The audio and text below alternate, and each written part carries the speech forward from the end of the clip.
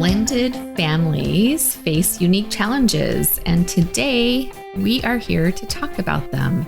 From ensuring fair distribution of assets to balancing the needs of biological and stepchildren, we'll discuss both the financial and emotional complexities that can arise and how to address them in your estate plan. And now it's time for the disclaimer. The information contained in this podcast and associated material is intended to furnish listeners and users with general information on matters that they may find to be of interest. The information in this podcast provided by Caress Law and its agents are for general guidance and is not intended to replace or serve as a substitute for any advisory, tax, estate planning, or other professional or legal advice, consultation, or service. Sometimes we may reference third-party materials or websites. Such links or references are only for the convenience of the listener, user, or browser. Caress Law and its agents do not recommend or endorse the content of third-party information or sites. You should consult with appropriate Caress Law professionals or other professional advisors for advice concerning specific tax, estate planning, or other matters before making any decision. In summary, this podcast is not legal advice. If you need legal advice or before acting or making any decision with anything talked about in the podcast, seek the counsel of an attorney. Thanks so much. Today's episode is part one of a two-part series regarding blended families. I'm your host, Tammi Caress, and let's get started. Understanding blended families. What are they? It is when two partners come together and they have children from previous relationships.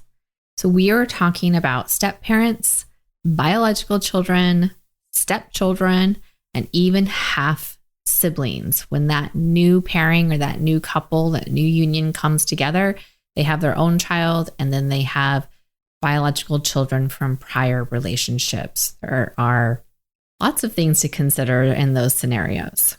I would even cast a wider net on the definition of blended families and include this scenario where you have a union and they have no children both together or from prior relationships. And we're considering nieces, nephews, siblings from either side, many similar scenarios to address in a situation where no kids are involved. Some things to think about, not just on the estate planning level, but just in general when you have a blended family, is the multiple parental figures. You have a child that now went from two parental figures to possibly three or even four. We are looking at legal and financial considerations with blended families. For example, child support, spousal support. Does a partner have an obligation to their ex-spouse? Is that in spousal support? Is it in life insurance if they pass away before the child support ends? Those kind of things are something that's always important to look at when it comes to blended families and also in developing your estate plan. The other thing that I like to look at is the emotions. That's because, there always is an emotional element. When we're dealing with an estate plan, it is just not black and white. Oh, we're just going to do this. People are thinking about, well, how is this going to affect somebody else? And we need to think about that and we need to address it in the estate plan.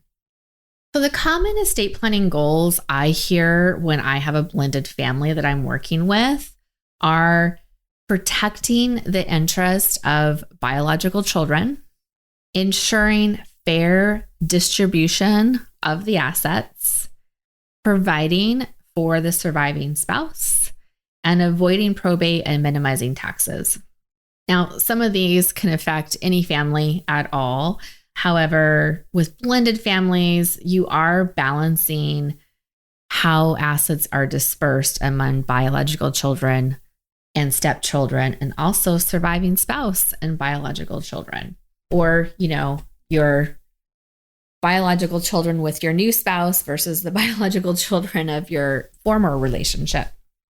So those things we want to look at, and I always ask the dynamic. I just want to know in general, well, what's the dynamic with a family? Are the stepchildren and the biological children close? Do they know each other? A lot of times I'm dealing with a second union when much later in life, and they have adult biological children from prior relationships that we're considering, especially when we're talking about naming people on either side to be in certain roles when it comes to your estate. I'm looking at, well, what are the relationships? Do they know each other? Are they close? Are they not close? Do they talk? What's the dynamic there? Super important to know kind of the emotional side of things when we're dealing with estate planning so that we can make the best decisions as possible.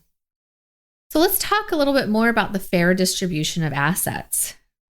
Oftentimes in a traditional family, you're married, there's kids from that same marriage, and we're not worried about kids from a second marriage because there's never been one. That honestly is pretty simple. We're providing for surviving spouse. Surviving spouse also has an interest in making sure their child's protected, and they're usually on the same page, and we're not quite as concerned. However, there's always a concern and something to think about that many people don't think about when they're doing their estate plan is, oh, if I give everything to my surviving spouse, what happens if he or she remarries? And those are considerations we definitely want to address and talk about. So even if we are not dealing with a blended family now, we want to consider that there could be a blended family in the future and kind of look through those lens when we're working out your estate plan. So fair distribution of assets between biological and stepchildren. Most people want to ensure that they're fairly provided for in some way, and fair can be different for different families. What's fair? Fair may not be giving everything equally to your biological children and your stepchildren. Maybe your stepchildren are multi-millionaires doing very well and they don't want the money. That has happened. I've had that come across my desk several times. So fair is different depending on the family, but it does make things complex because one of the things that I have discovered through my many years of practice is giving more assets to one child, whether it's a stepchild, a half sibling, or a biological child. What's distributed and how much can equal, do they love me? Or they loved me more than the other. So for example, maybe you're in a new union and you have a child of this new union and you have biological child from a prior union. Maybe your child from this new union is a minor and you have adult children from prior relationships who are out in the world and doing well. The needs of this minor, if you pass away, are much greater than the needs of your adult child who's already made their way, right? I think so. But does your adult child understand that? Maybe, maybe not. I recommend we address that. Address it in your estate plan. Address it with your adult child and your family. Be transparent. Talk to them. Because the emotional component is usually what drives any sort of conflict. It's the emotional component, oftentimes. And I do see that quite a lot when you have a child from your new union and they're a minor and you have an adult child from a prior union.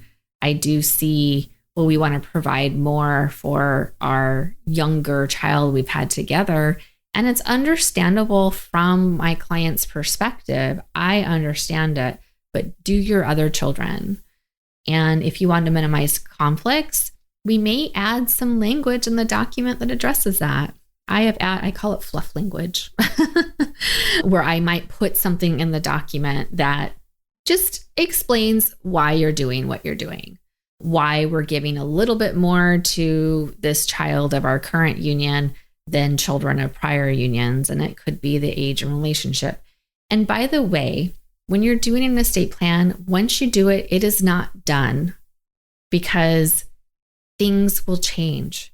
If you make an estate plan when you first have your own children and then you don't touch it for 25 years, things have certainly changed, right? So you always want to plan for the circumstances of today, knowing that you're going to be reviewing your documents as time moves on and make adjustments accordingly. So today, for a blended family, it might be better to be giving more to this child of your current union who's a minor because they're a minor. But 20 years from now, they might have found their way in the world as well. And maybe it makes more sense to make everything equal. So that's important too. And it's also important to convey that to your family. We talked about the different needs and expectations of the children. You know, some children might have more needs than another child, even special needs. Those are scenarios when we're talking about fair distribution that we need to address, especially when we're dealing with blended families. And we can address them. We can find a solution in your estate plan. Protecting the surviving spouse is another challenge that I see with blended families. Most people want to ensure that the surviving spouse has enough to live on without depriving their biological children from their first union of their inheritance.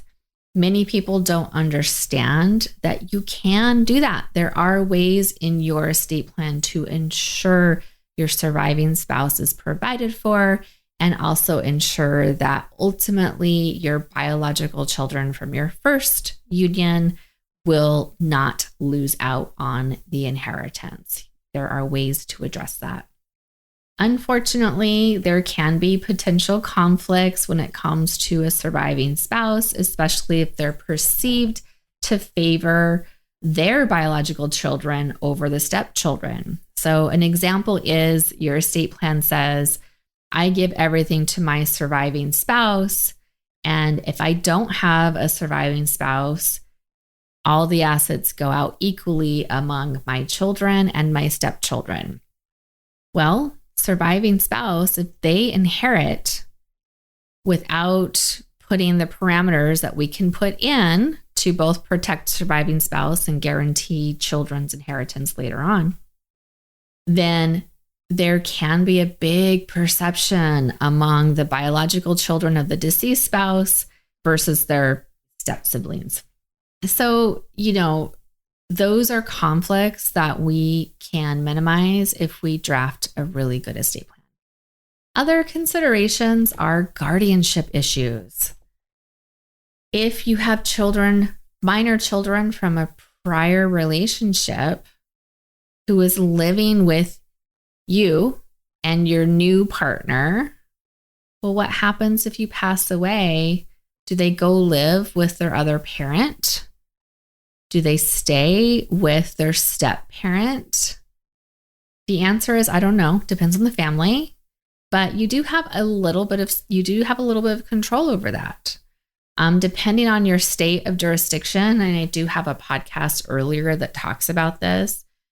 Some states will say, well, whoever you have named in your will as guardian takes precedent, and that's who is going to be named, or that's who's going to be guardian unless they decline to serve in that role. Other states say, well, we're going to consider it, but we're going to look at some other factors before we determine who would be the guardian. And oftentimes it is the parent of that child, the other parent, who would become the guardian. But there are some times where maybe that's not in the best interest of the child. There are times where maybe the other parent doesn't want to be in that role. I've seen that happen before. And, we need to develop a plan and figure that out and put it in your documents so it's known, if that should occur, what your wishes and preferences are. And is that could be staying with the step parent. I don't know, but we definitely want to minimize conflicts when it comes to guardianship. And I have seen guardianship issues be most successful when the ex-spouses are on the same page.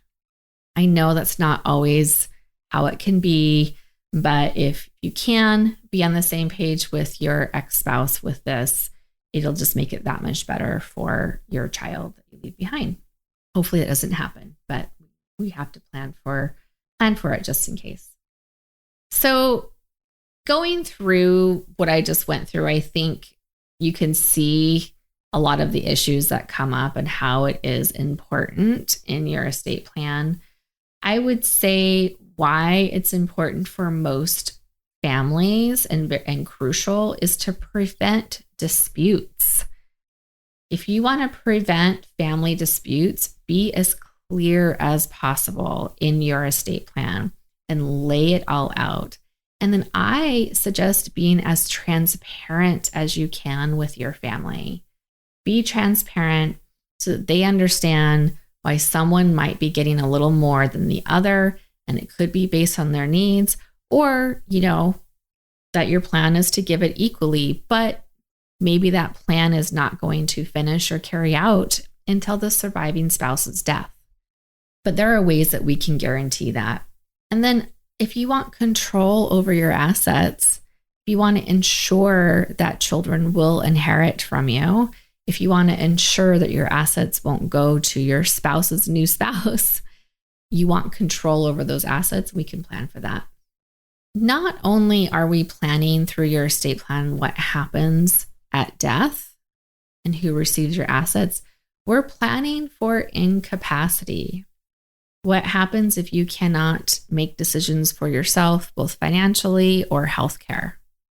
Who is going to be that person who does so? What happens if both you and your new spouse are both incapacitated at the same time, which I have seen, by the way, a lot, especially with my older folks. And you have children from prior relationships that you might have in certain roles making decisions for you. Well, if you're still with your new spouse, I say new, just because it's the current spouse, maybe I should say that. Does your child and your spouse's child know each other? Do they talk with one another? Do they know how to get a hold of one another if they're each making decisions for you and it impacts you and your union and how you run your household with your spouse? Those kind of things are important to consider, and especially when we're dealing with blended families and you might have biological children in a role for you and then your spouse's biological child in a role for them, but they're overlapping roles, if you will. So special considerations we need to think about. Potential risks and conflicts without proper planning. One is an unintentional disinheritance. I can't tell you how many times I have seen families where there are assumptions being made that, if I give it all to my spouse, they're not going to change their plan and ultimately my kids will inherit. And that doesn't happen because the spouse changes their plan, and they could change it because they remarry and it goes to a new spouse. There's also the spousal election. Spousal election is different depending on the jurisdiction you're in, but many jurisdictions have an amount the surviving spouse is entitled to, and it could affect your estate plan, especially with the blended families. Maybe you and your spouse keep things separate, and with the idea that your separate assets are going to go to your individual children from prior marriages, prior relationships, and you don't know about the spousal election. Well, spousal election could mean that not everything is going the way you intended. And there are things that you can do now, such as both of you waiving the spousal election or making sure that each of you are getting that share under statute. These are things to consider. Legal disputes. Without proper planning, you are definitely increasing the possibility of having legal disputes upon your death, especially among those competing interests, the surviving spouse and the biological child from prior marriages, or the stepchildren versus the biological children. You want to be clear. And if you don't have proper planning, you're definitely increasing the disputes. And then if there are disputes, then that just increases the cost of settling your estate. Many people want to reduce the expenses as much as possible so that more go out to their family and their loved ones. And if there's any sort of dispute, even a dispute that doesn't go to court, doesn't rise to that level, always increases the cost, always. So without proper planning, you're definitely increasing the probability of those kinds of things happening. And then, frankly, you're increasing hurt feelings. If things are not clear, you can really hurt your child's feelings, your surviving spouse's feelings. I have seen both scenarios. I saw one scenario where 2 months before he passed, he changed his estate plan and gave everything to his surviving spouse, who had been in the family for, 20 plus years. And the surviving spouse got really nasty with her deceased spouse's biological children. And yes, there's a lot of emotions and things that are involved when you lose a spouse. I understand. So things can happen, but it really became a very bad scenario. And then I saw the opposite. I saw a surviving spouse who treated her deceased spouse's children from a prior marriage as her own from the time they were, 5, 6 years old. And I saw those children just basically kick her out of the home because they were entitled to 2/3 of it because he didn't have a plan in place.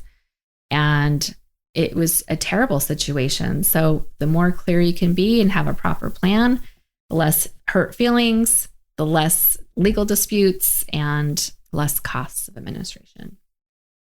All right. So if you have a blended family, I hope that this episode helps you to think about some of the issues and understand that these issues need to be addressed.